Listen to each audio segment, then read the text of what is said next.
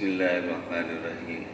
بھائیو، اللہ کے نبی علیہ الصلوۃ والسلام کے حقوق ہمارے ذمے کیا ہے، یہ بیان چل رہا تھا۔ اس میں سے ہم نے 3 حق سمجھ لیے کہ اللہ کے نبی علیہ السلام کے ہمارے ذمے یہ 3 حق ہے۔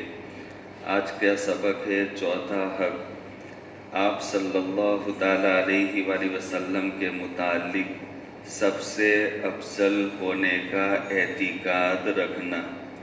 یہ اللہ کے نبی علیہ السلام کا حق ہے کہ یہ عقیدہ، یہ بات دل میں بٹھانا اور یہ سمجھتے رہنا کہ اللہ کے نبی علیہ السلام تمام کائنات میں سب سے افضل ہے۔ اللہ کے نبی علیہ السلام سے کوئی افضل، کوئی بڑا نہیں۔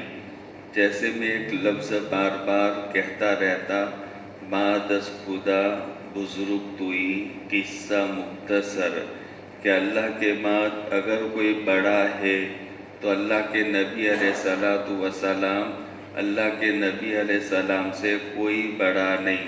ایک حدیث میں اللہ کے نبی علیہ السلام نے بیان فرمایا، انا سید ولدی آدم ولا فخر، میں تمام آدم علیہ السلام کی اولاد میں سب میں سردار ہوں، میں امیر ہوں، میں بڑا ہوں۔ اور یہ میں کوئی فخر کے لیے نہیں کہتا، بلکہ اللہ پاک نے مجھے یہ مقام دیا ہے۔ تو جب اللہ پاک نے اللہ کے نبی علیہ السلام کو یہ مقام دیا ہے تو اب ہمیں یہ عقیدہ رکھنا، یہ سمجھنا، یہ اللہ کے نبی علیہ السلام کا حق ہے کہ ہم یہ عقیدہ بنائیں کہ اللہ کے نبی علیہ السلام مخلوق میں سب سے افضل ہے۔ اللہ کے بعد اگر کسی کا مقام ہے تو اللہ کے نبی علیہ السلام کا مقام ہے۔ 5واں حق یہ ہے کہ اللہ کے نبی علیہ السلام خاتم النبیین ہے، یہ عقیدہ رکھنا، انا خاتم النبیین ولا نبی بعدی، میں نبیوں کے سلسلے کو ختم کرنے والا یا نبوت پر مہر لگانے والا، اور میرے بعد کوئی نبی آنے والا نہیں۔ اگر کوئی نبی ہونے کا دعویٰ کرے تو وہ جھوٹا ہے، وہ کذاب ہے، وہ دجال ہے، وہ دھوکہ دینے والا۔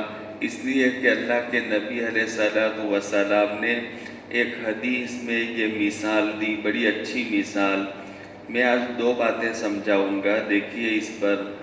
اللہ کے نبی علیہ السلام نے بیان فرمایا کہ ایک آدمی نے ایک شاندار محل بنایا، جو محل میں ذرا برابر کمی نہیں، جگہ پر بیڈ روم بھی بنایا، کچن بھی بنایا، ٹوائلٹ بھی بنائی، گارڈن بھی بنایا، پارکنگ بھی بنائی، اور جو ضرورت تھی وہ ساری ضرورتیں اس میں پوری کر لی۔ دیواریں بھی اچھی، اس کا رنگ روغن بھی اچھا، دروازے کھڑکیاں سب اچھی، جیسا ہونا چاہیے سب۔ لوگ دیکھنے کے لیے آنے لگے تو وہ محل اور وہ بنگلے کو دیکھ کر سارے دیکھنے والے تعریف کرتے، بہت شاندار بنایا، بہت شاندار بنایا۔ لیکن دیکھتے دیکھتے دیکھتے دیکھتے کونے میں ایک جگہ پر نظر پڑتی کہ کونے میں ایک اینٹ کی جگہ باقی رہ گئی۔ سمجھتے ہو، پورا محل شاندار، لیکن ایک جگہ پر ایک اینٹ کی جگہ باقی ہے۔ تو وہ دیکھنے والے تعریف کرتے کرتے کرتے جب وہاں پہنچتے، ارے یار، اگر خالی یہاں ایک روڑا رکھ دیا جائے، اینٹ رکھ دی جائے تو یہ محل میں جو کمی ہے پوری ہو جائے گی، کوئی بھول نکالنے جیسا نہیں، شاندار ہے، خالی اتنی کمی ہے، بس ایک اینٹ کی جگہ۔ آقا نے فرمایا وہ اینٹ کی جگہ میں ہوں۔ بات سمجھو، آپ نے فرمایا وہ اینٹ کی جگہ میں ہوں۔ جب میں آ کر کے وہ جگہ پر آ گیا تو محل پورا ہو گیا۔ اب ایک کیل رکھنے کی بھی جگہ نہیں، جب نہیں ہے تو نبی کیوں آئے گا؟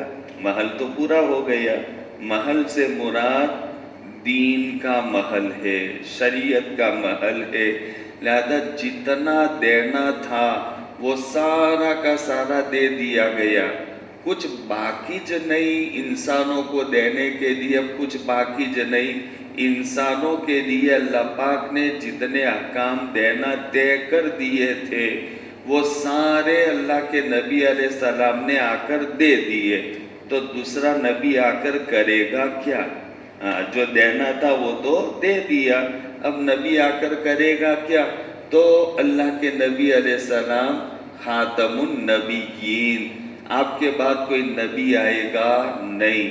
کوئی کہے حضرت عیسیٰ علیہ السلام آنے والے ہیں، جیسے میں نے کہا تھا بیان میں، عیسیٰ علیہ السلام نبی ہے نہ آئیں گے، لیکن وہ آئیں گے، بے شک آئیں گے، لیکن وہ نبی کی حیثیت سے نہیں آئیں گے، وہ اللہ کے نبی علیہ السلام کے امتی بن کر آئیں گے۔ بے شک نبی ہے وہ، بے شک رسول ہے وہ، لیکن جب اخیر زمانے میں آئیں گے تو وہ اللہ کے نبی علیہ السلام کے امتی بن کر، نبی اور رسول بن کر نئی شریعت، نیا طریقہ، نیا دین لے کر نہیں آئیں گے، اس لیے کہ وہ کام تو میں نے پورا کر دیا۔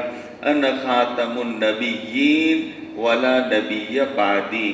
دیکھو ابھی پاکستان میں ایک عورت نے دعویٰ کیا کہ میں اللہ کی رسول ہوں، میرا محرم اللہ تعالیٰ ہے، اور طرح طرح کے اس نے دعوے، یہ نیا نہیں ہے، اس سے پہلے بھی بہت سارے ڈھونگی ایسے آئے، قادیان کا ڈھونگی آیا اور اس نے کہا کہ میں نبی ہوں، میں ایسا ہوں، میں فلانا ہوں، لیکن یہ ہم نے بات پڑھ لی، آپ علیہ السلام کا ہی فرمان ہے، انا خاتم النبیین ولا نبی بعدی، میں نبوت کے سلسلے کو ختم کرنے والا، میرے بعد کوئی نبی آئے گا نہیں۔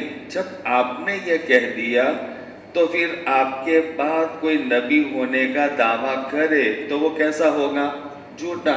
اس کو کبھی دھیان میں لائیں گے نہیں، کتنا ہی بڑا ولی دکھتا ہو، تہجد گزار ہو اور بہت زیادہ نمازوں کا اہتمام کرنے والا، اور پھر بھی وہ کہے کہ میں نبی ہوں، یا کوئی کہے میں مہدی ہوں، تو وہ جیسا کہے میں مہدی ہوں تو ہم کہیں گے تو جھوٹا ہے، وہ جیسا کہے میں مہدی ہوں، وہ ہو پر پہنچے اور ہم کیا کہیں گے؟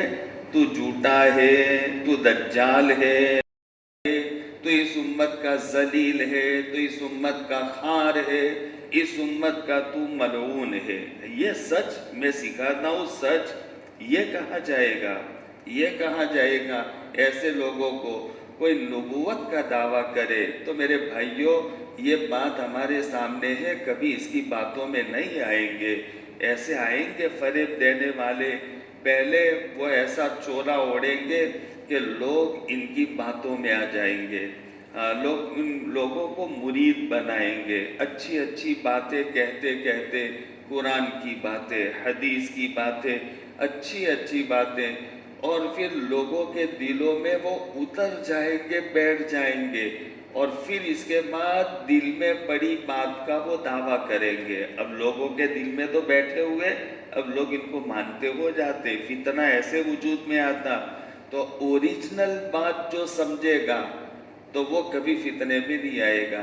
اب پھر وہ کتنی اچھی باتیں کرتے کرتے کرتے ہم کو اپنی باتوں میں لے کر جب یہ بات کرے کہ میں نبی ہوں تو فوراً اللہ کے نبی علیہ السلام نے تو کہا میرے بعد کوئی نبی نہیں، تو ابھی تک یہ ہم کو پھنساتا رہا، چل نکل یہاں سے بھائی، ہمارے محلے سے نکل، ہمارے گھر سے نکل، ہمارے شہر سے نکل، تیری یہاں پر کوئی ضرورت نہیں۔ اوریجنل بات یہ یاد رکھنے کی، تو اللہ کے نبی علیہ السلام تمام نبیوں کے سلسلے کو ختم کرنے والے، یہ عقیدہ رکھنا آپ کا حق ہے، یہ حق ہے اللہ کے نبی علیہ السلام۔ دوسری بات کہ اب خاتم النبیین کیوں ہے، بس یہ سمجھو بہت اچھی بات ہے، علمی بات ہے، سمجھ میں آئے تو سمجھ لو، نہ سمجھ میں آئے تو ٹینشن مت لو. ہاں لیکن آ جائے گی سمجھ میں بات کہ آپ خاتم النبیین کیوں ہے. کیا آپ نبی آتے رہے، آدم آئے، فلانے آئے، فلانے آئے، فلانے آئے، فلانے آئے، آتے رہے، کتنے آئے؟ 2,24,000 کے قریب آئے. ایک تو روایت ایسا کہتی ہے 2,24,000، اور مشہور تو ہم کہتے 1,24,000 کے قریب. لیکن یہ بات 1,25,000، 2,25,000. ایک بات بتاتا ہوں، بہت سے علماء بیٹھے، بعض باتیں ہوتی ہیں، بعض علم ہوتا، وہ علم علوم وحیہ میں سے ہوتا ہے. وہ علم علوم وحیہ، اس کا مطلب وہ علم، وہ جانکاری میرے تمہارے کسی کے بس میں نہیں. وہ علم ملے گا وحی کے ذریعے سے، اور کسی طریقے سے ہمیں علم نہیں مل سکتا. جیسے ایک مثال دیتا ہوں، سیمپل. حضرت عمر بن خطاب رضی اللہ تعالیٰ عنہ بیٹھے ہوئے تھے اور ٹینشن میں بیٹھے ہوئے تھے، ٹینشن تھا. تو پھر لوگوں نے امیر المومنین کو دیکھا کہ بہت ٹینشن میں ہے، تو پھر پوچھ لیا کہ حضرت کیا فکر ہے، کیا ٹینشن؟ تو کہا مجھے ٹیڈ نظر نہیں آتا.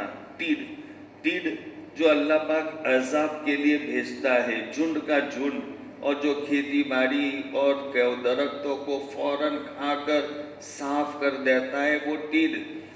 تو یہ جب جملہ کہا تو سننے والوں نے کہا کوئی مسئلہ ہوگا، امیر المومنین یہ معاملے کو لے کر ٹینشن میں آ گئے، کوئی مسئلہ ہوگا.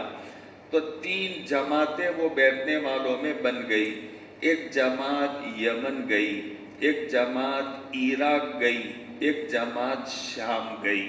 یہ 3 جماعتیں، اور پھر ایک ٹولی کو وہ ٹیڈ مل گئے. ہاں کسی کو مل گئے تو وہ ٹیڈ اپنی مٹھی میں لے کر آئے، اور امیر المومنین بیٹھے ہوئے تھے تو ان کے گود میں لا کر کے ڈال دیے. تو جب ٹیڈ دیکھے تو پھر حضرت عمر بن خطاب خوشی کے مارے نعرہ تکبیر بلند کیا، اللہ اکبر. پھر ایک بات بیان کی، وہ بات یہ بیان کی، اللہ پاک نے 1,000 مخلوقات بنائی ہے، یعنی جاندار مخلوقات. اللہ پاک نے 1,000 مخلوقات بنائی ہے، 600 سمندر میں اور 400 زمین اور آبادی میں. تو بتاؤ یہ گننے کون گیا تھا کہ سمندر میں 600 ہے؟ کوئی گن سکتا ہے؟ کوئی دنیا کی مشینری یہ علم حاصل نہیں کر سکتی. یہ علم تو کسی نبی نے دیا ہو تو مل سکتا ہے. تو یہ نام ہے اس کا علوم وحیہ. یہ علم کا مطلب ہے علوم وحیہ. تو یہ 600 سمندر میں اور 400 آبادی میں، لہذا یہ ایسا ہی ہے. یہاں 1,25,000 نبی، تو کون گننے گیا تھا؟ نبیوں کا تذکرہ تو قرآن میں تھوڑے سے نبیوں کا تذکرہ ملتا، حدیثوں میں 2-5 کا ملتا. تو 1,25,000، 2.25 نبی. تو یہ کسی نبی نے، چاہے ہمارے نبی نے یا کسی نبی نے، یہ بتایا کہ اتنے نبی. تو وہ نبی نے بتایا کا مطلب اس نبی کو اللہ نے بتلایا، اور وہ اللہ کی بات ہے، اور اللہ کسی کو بتلا دے تو اللہ تو سب جانتے. تو 1,25,000، 2.25 نبی آتے رہے. بات سمجھو. انسان پہلا، آدم علیہ السلام پہلا انسان، پہلا منشیہ، پہلا بشر. ٹھیک ہے نا؟ ایک بات یہ کہہ دی، اور دوسری بات یہ کہتا ہوں، آج میرے گھر میں پیدا ہو جائے پہلا بچہ، تو وہ پہلا بچہ پیدا ہو گیا دوپہر میں 2-3 بجے، اور 2-3 بجے، اور پھر شام کو افطاری کا وقت آ گیا. افطاری میں ماشاءاللہ مٹن کی آئٹم ہے، چکن کی آئٹم ہے، نہ معلوم کیا کیا بنایا. اور آج 29واں روزہ تھا. تو پھر وہ ماں باپ سوچے کہ یہ آئندہ رمضان کو بیچارے کو ملے کہ نہ ملے، یہ قسمت والا ہے کہ رمضان کے آخری دن میں آیا تو اس کو یہ پروٹین، یہ چکن، یہ سب پلا دے تاکہ وہ اس قسمت لے کر آیا تو وہ کل مرے گا تو آج مرے، ایسا ہوگا نا؟ ابھی پوزیشن میں نہیں ہے۔ پہلا انسان آدم علیہ السلام اللہ پاک نے بنایا، اب آدم آئے، ان کو اللہ نے امت دینا شروع کیا۔ اللہ کہے 5 ٹائم کی نماز پڑھو، مہینے کے روزے رکھو، حج دو، زکوٰۃ کرو، وہ کرو، فلانا کرو، فلانا کرو، یہ فلانا فلانا فلانا، یہ سب شریعت دے دیتے تو پہلے دن کے بچے کے ہاتھ میں یہ بوٹی اور روٹی پکڑا دینے جیسا ہوتا۔ سمجھ میں آتی ہے بات؟ کہ پہلا انسان ہے اور سب دے دیا، ارے یہ بچہ پھر بوٹی کھائے گا کہ تمہیں کھانے بھی نہیں دے گا، ابھی اس کو مت دو، بڑا ہو جائے گا تو تمہارے منہ میں سے بھی چھین کر کھا جائے گا، تمہارے سامنے والی بھی بوٹی وہ کھینچ لے گا، وہ کھائے گا تو تمہیں کھانے بھی نہیں دے گا وہ۔ ہاں، ایک تو ایسا تھا حضرت حسن بن علی رضی اللہ تعالیٰ عنہ، وہ بیان فرماتے کہ میں جب میری ماں کے ساتھ کھانے، چھوٹے تھے میری ماں کے ساتھ کھانے بیٹھتا ہوں تو میں بوٹی کو پہلے نہیں اٹھاتا، اس لیے کہ اگر میری ماں کی نظر اس پر پڑی ہو اور وہ چاہتی ہو کہ یہ بوٹی میں کھاؤں اور میں کھا جاؤں گا تو میری ماں کا دل دکھے گا، اس لیے میں پہلے بوٹی نہیں کھاتا۔ لیکن اب تو ایسی اولاد رہی نہیں، ابا کے ٹانگ کھینچ کر بھی جو لینا ہو وہ چھین لیتے، جیب میں سے نکلوا لیتے، لہذا یہ بچہ بڑا ہو کر کے تمہارے جیب کو خالی کر دے گا، وہ تمہارے منہ میں سے بھی وہ روٹی پوٹی کھینچ لے گا، لیکن ابھی پہلے دن کا ہے، ابھی نہ۔ تو آدم علیہ السلام پہلے انسان تھے تو پہلے دن کے بچے کی طرح تھے، لہذا ان کو تھوڑی سی شریعت دی گئی۔ ابھی اس کو پہلے دن کے بچے کو ماں کی چھاتی کا دودھ دو ہلکا، پھر 7-8 مہینے کا ہو جائے تو تھوڑی کھچڑی دو، پھر وہ 12 مہینے 1.5 سال کا ہو جائے تو روٹی دو، پھر 2 سال کا ہو جائے تو اور غذا، 5 سال کے ہوتے ہوتے تو پھر جو کھانا مرضی، اس کا معدہ مضبوط ہو جائے گا۔ ایسے پہلا آدم، لہذا ان کی صلاحیت کم تھی تو تھوڑی شریعت، پھر اس کے بعد انسانوں کی صلاحیت بڑھی تو اللہ نے شریعت کے احکام تھوڑے زیادہ دیے۔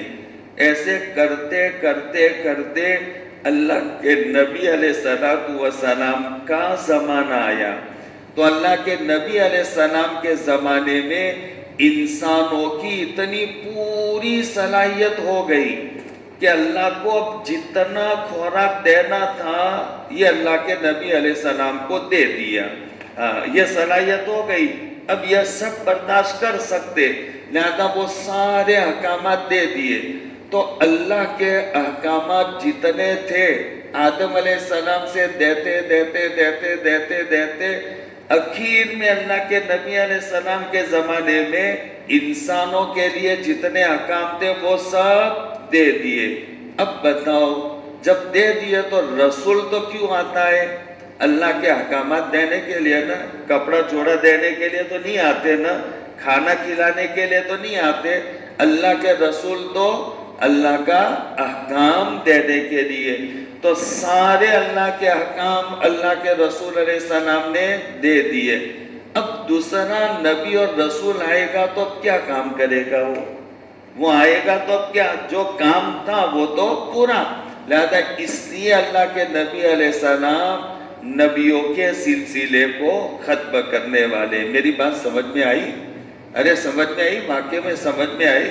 اچھا، اللہ کا شکر ہے، بہت باریک بات تھی، یہ علمی بات تھی، آپ لوگ سمجھ گئے۔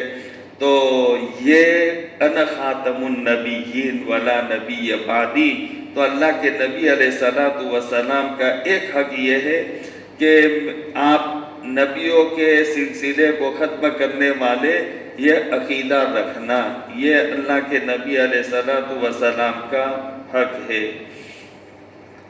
آپ علیہ السلام کے متعلق معصوم بے گناہ ہونے کا یقین رکھنا، اس کو تو ہم جانتے، قد غفر اللہ لک ما تقدم من ذنبک وما تأخر، اللہ پاک نے آپ کے اگلے پچھلے گناہ معاف کر دیا۔ معصوم ہے، معصوم اس کا نام کہ جس سے بھول سے بھی گناہ نہ ہو، اللہ جس کو بچائے رکھے اس کو کہتے معصوم۔ تو آپ کے بارے میں یہ عقیدہ رکھنا کہ زندگی بھر کبھی بھول سے بھی اللہ کے نبی علیہ السلام سے کوئی گناہ نہیں ہوا، نبی کے علاوہ سے گناہ ہو سکتا ہے۔ صحابہ کیا تھے؟ صحابہ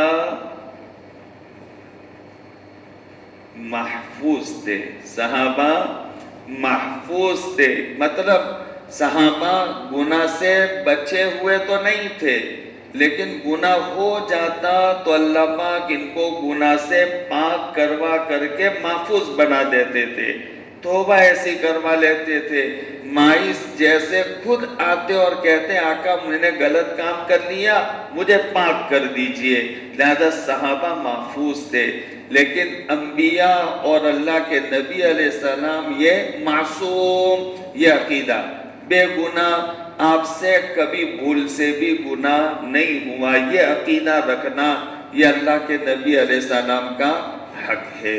بس یہی کل انشاءاللہ اپنی یہ 2-5 حق باقی اللہ کے رسول علیہ السلام کے پورے کر لیں گے۔ لیکن یہ آپ دھیان سے سنو، یہ بہت عقیدوں کی باتیں، عقیدوں کی باتیں، اور یہ ابھی کے ماحول میں ایسے فتین پیدا ہوتے جو امت کو اس انداز سے گمراہ کرتے، کوئی یہ دعویٰ کرتا، کوئی یہ دعویٰ کرتا۔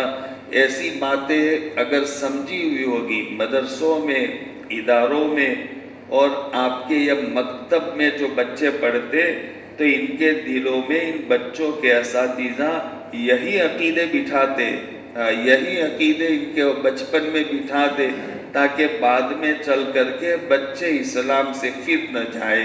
تو یہ مدرسوں میں اور اداروں میں یہ کام کیا جاتا، اللہ کے نبی علیہ السلام کی امت کے عقیدے خراب نہ ہو، عقیدے جو اللہ کے نبی علیہ السلام نے دیے وہ عقیدے سیکھ لے، پڑھ لے، تاکہ ان کے عقیدے صحیح اور وہ امت کے عقیدوں کو صحیح کر سکے۔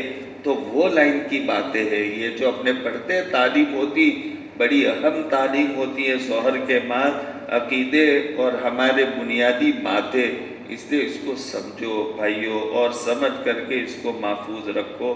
اللہ پاک عمل کی توفیق عطا فرمائے۔ وآخر دعوانا